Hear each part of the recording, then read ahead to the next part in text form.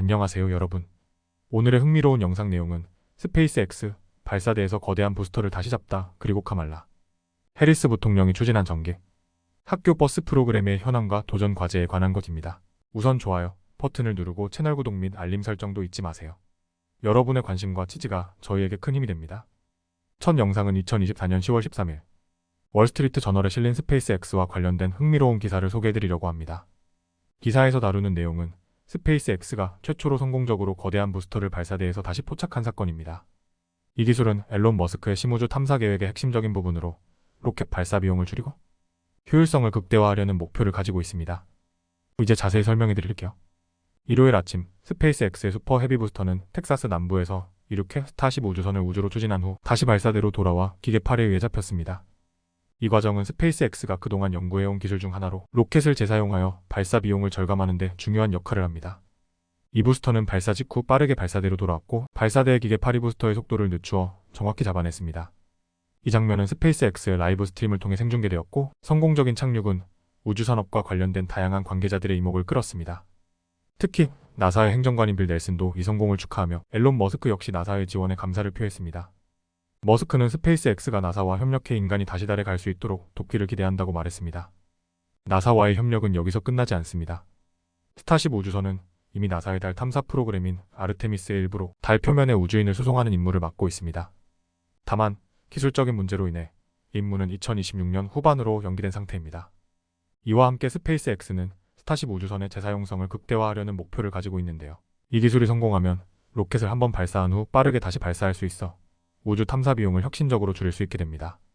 일요일 시험 비행에서 발사된 우주선은 나중에 인도양에 안전하게 착륙했습니다. 스페이스X는 미래에 이 우주선을 재사용할 수 있도록 만들고 싶어하며 이를 위해 지구 대기권 재진입 시 발생하는 열 문제를 해결하는 데 주력하고 있습니다. 이처럼 스페이스X는 재사용 가능한 로켓 기술을 통해 우주 탐사의 패러다임을 바꾸려 하고 있습니다. 오늘 소개한 내용은 우주 산업에 큰 변화를 예고하는 중요한 성과 중 하나로 앞으로 더 많은 발전을 기대하게 합니다. 다음 영상은 2024년 10월 13일 월스트리트 저널에 실린 카말라 해리스 부통령의 전개 학교 버스 지원 프로그램에 대한 이야기를 소개해드리겠습니다. 해리스 부통령이 추진한 이 프로그램은 환경보호와 미국 제조업 활성화를 목표로 50억 달러의 예산을 지원받아 시작되었는데요. 그 과정과 현재의 도전 과제들을 논리적으로 풀어보겠습니다.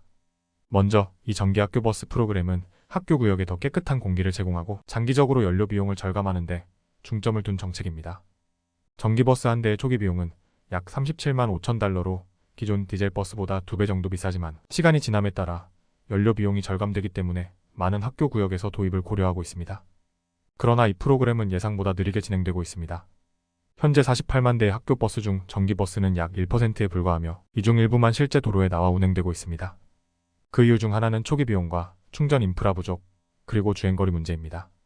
일반적으로 전기버스는 한 번 충전으로 약 140마일을 주행할 수 있는데 이는 기존 디젤 버스보다 짧고 특히 추운 날씨에는 주행거리가 더욱 줄어들어 많은 학교에서 우려하고 있습니다. 그럼에도 불구하고 해리스 부통령은 이 프로그램이 미국의 미래를 위한 중요한 투자라고 강조합니다. 2022년 해리스 부통령은 시애틀에서 열린 행사에서 노란색 학교 버스를 좋아하지 않는 사람이 어디 있겠느냐라며 이 프로그램이 청정에너지로의 전환과 미국 제조업 활성화에 기여할 것임을 강조했습니다. 하지만 반대 의견도 만만치 않습니다. 일부 비평가들은 이 전기버스 프로그램이 지나치게 비싸고 현재 기술로는 충분히 실용적이지 않다고 주장합니다. 특히 일부 학교 구역에서는 전기버스가 장거리 운행에 적합하지 않다는 점을 지적하며 장기적인 유지 보수 비용에 대한 우려를 나타내고 있습니다. 이와 같은 우려 속에서도 미국의 여러 학구는 전기버스 도입을 위해 노력하고 있습니다. 예를 들어 캘리포니아 컴턴 학구는 연방 보조금을 통해 72대의 전기버스를 도입하고 충전소 설치 작업도 진행 중입니다. 반면에 일부 학구는 전기버스 도입이 생각보다 느리게 진행되거나 충전 인프라 설치에 어려움을 겪고 있습니다.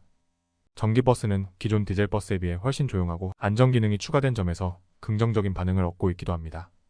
하지만 여전히 일부 지역에서는 배터리 방전이나 충전 문제, 그리고 긴 주행거리를 요구하는 학교 활동에 대한 우려가 남아 있습니다. 결론적으로 전기 학교 버스 프로그램은 환경보호와 연료비용 절감이라는 장점이 있지만 기술적 과제와 비용 문제가 여전히 해결해야 할 큰 과제입니다. 이 프로그램이 성공하려면 앞으로 더 많은 지원과 기술 개발이 필요할 것으로 보입니다.